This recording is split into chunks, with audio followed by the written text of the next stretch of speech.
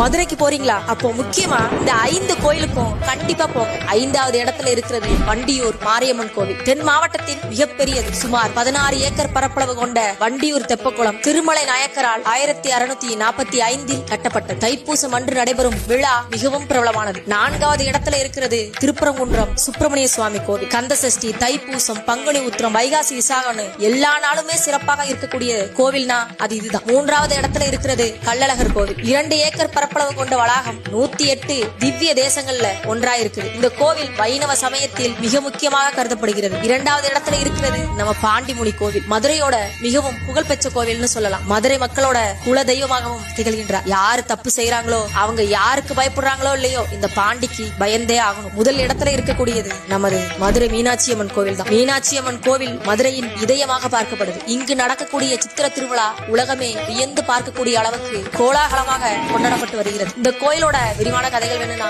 மீனாட்சின்னு comment பண்ணுங்க. இது போன்ற நல்ல கதைகளுக்கு நம்ம சேனலை மறக்காம சப்ஸ்கிரைப் பண்ணிக்கோங்க.